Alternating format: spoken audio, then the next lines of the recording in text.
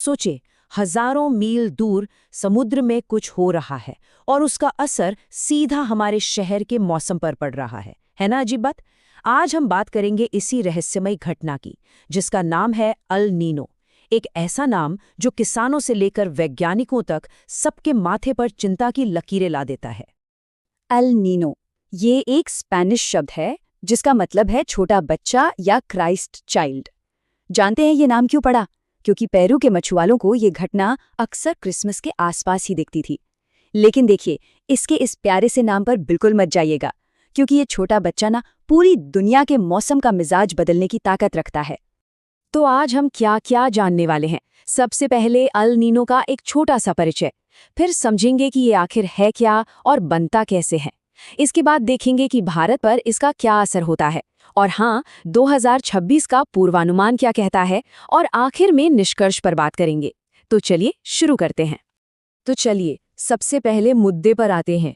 आखिर ये El Nino है क्या भला, और क्यों इसका नाम सुनते ही दुनिया भर के मौसम वैज्ञानिक एकदम सतर्क हो जाते हैं।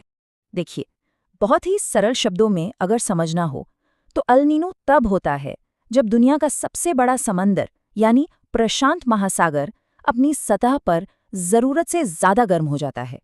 और ये मत सोचिए कि ये बस पानी के गर्म होने की बात है। नहीं, इस एक गर्माहट की लहरें पूरी दुनिया के मौसम को सचमुच हिला कर रख देती हैं।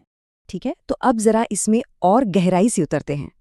ये समझने के लिए कि अल नीनो में आखिर गड़बड़ क्या होती है, पहले ये जानना जरूरी है कि नॉर्मल यानी सामान्य हालात में सब कुछ कैसे काम करता है। तो कल्पना कीजिए, नॉर्मल दिनों में क्या होता है। ट्रेड विंड्स यानी व्यापारिक हवाएं बहुत मजबूती से पूर्व से पश्चिम की ओर बहती हैं। ये अपने साथ गर्म पानी को एशिया और ऑस्ट्रेलिया की तरफ धकेल कर ले जाती हैं। इसका नतीजा, पश्चिमी प्रशांत महासागर गर्म रहता है और पूर्वी प्रशांत जो दक्षिण अमेरिका के पास है वो ठंडा रहता है। सब कुछ बैलेंस में। लेकिन अल नीनो के दौरान पासा पलट जाता है। ये ट्रेड विंड्स सुस्त पड़ जाती हैं, कमजोर हो जाती हैं, और जैसे ये कमजोर होती हैं, सारा गर्म पानी पूर्व की ओर दक्षिण अमेरिका की तरफ वापस लौटने लगता है। बस यहीं से मौसम का पूरा खेल बदल जाता है। और हाँ, ऐसा नहीं है कि एक दो दिन पानी गर्म हुआ और अल नीनो आ गया। नहीं, वैज्ञानिक इसकी घोषणा तब करते हैं जब प्रशांत महासागर के एक खास हिस्से का तापमान लगातार 5 महीनों तक औसत से कम आधा डिग्री सेल्सियस ज्यादा बना रहता है। मतलब ये कोई छोटा मोटा बदलाव नहीं है, ये एक लंबी और धीमी प्रक्रिया है। अब सवाल ये उठता है कि चक्र शुरू कैसे होता है और फिर ये इतना मजबूत कैसे हो जाता है। इसका जवाब छिपा है हवा और समुद्र के बड़े ही गहरे रिश्ते में। वैज्ञानिक इसे एक फैंसी नाम देते हैं, पर आसान भाषा में समझें तो ये एक चेन रिएक्शन जैसा है। एक के बाद एक चीजें होती जाती हैं। पहला कदम, हवाएं कमजोर पड़ती हैं। दूसरा, गर्म पानी पूर्व की तरफ खिसकना शुरू कर देता है।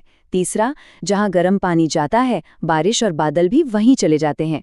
और चौथा, मजेदार हिस्सा, बारिश का ये बदला हुआ पैटर्न हवाओं को और भी ज्यादा कमजोर कर देता है। ये एक दुष्चक्र की तरह है जो खुद को ही और मजबूत करता जाता है।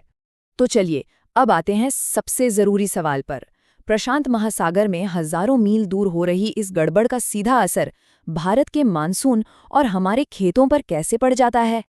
अब देखिए, इतिहास को देखें तो कहानी इतनी सीधी भी नहीं है। अल नीनो का असर हमेशा एक जैसा नहीं होता। जैसे 2009 का साल, जब अल नीनो की वजह से भारत में भयंकर सूखा पड़ा। लेकिन वहीं दूसरी तरफ 1997 को याद करें, एक मजबूत अल नीनो था, लेकिन मॉनसून जबरदस्त हुआ था। इससे एक बात तो साफ है कि अल नीनो के अलावा भी दूसरे फैक्टर्स हैं जो हमारे मॉनसून पर असर डालते हैं, और यही इस पहेली को और भी दिलचस्प बना देता है। अगर हम सिर्फ 2009 की बात करें तो आंकड़े देखिए, उस साल भारत में सामान्य से 22% कम बारिश हुई। अब ये सिर्फ एक नंबर नहीं है, इसका मतलब है सूखे खेत, पानी की जबरदस्त किल्लत और देश की अर्थव्यवस्था पर एक बहुत गहरी चोट। अल नीनो अक्सर हमारे दक्षिण पश्चिम मॉनसून की एक तरह से कहें तो कमर तोड़ देता है, और हमारी ज्यादातर खेती इसी पर तो निर्भर है। और ये असर सिर्फ भारत तक ही नहीं रोकता। अल नीनो एक ग्लोबल खिलाड़ी है। ये एक ही सिक्के के दो पहलू जैसा है। एक तरफ दक्षिण अमेरिका में बाढ़ और तबाही, तो दूसरी तरफ ऑस्ट्रेलिया और इंडोनेशिया में सूखा और जंगलों में आग लगने का खतरा। और एक बात और, जिन सालों में अल नीनो आता है ना, वो अक्सर रिकॉर्ड तोड़ने वाली गर्मी के साल भी बन जाते हैं। तो ये तो हुई इतिहास और विज्ञान की बात। अब आते हैं उस सवाल पर जो शायद सबके मन में है, आगे क्या?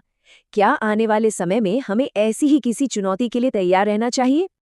अमेरिका की जो मौसम एजेंसी है NOAA, उसके ताज़ा पूर्वानुमान को देखें तो मई से जुलाई 2026 के बीच अल नीनो के आने की संभावना 61% है। मतलब आधे से ज़्यादा चांस है। कह सकते हैं कि सिक्का अल नीनो के पक्ष में ही झुकता दिख रहा है। तैयारी तो करनी पड़ेगी।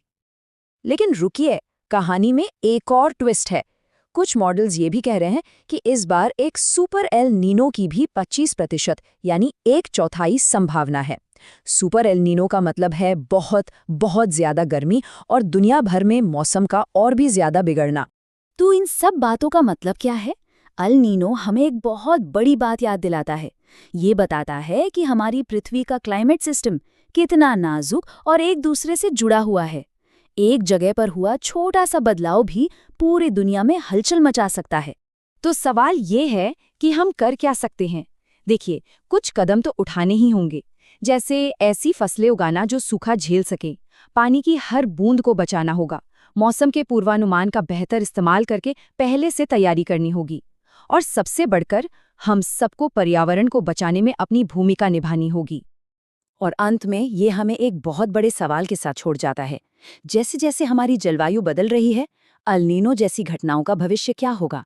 क्या ये और भी ताकतवर हो जाएंगी, और भी अनप्रेडिक्टेबल? ये एक ऐसा सवाल है जिसका जवाब हम सबको मिलकर खोजना होगा।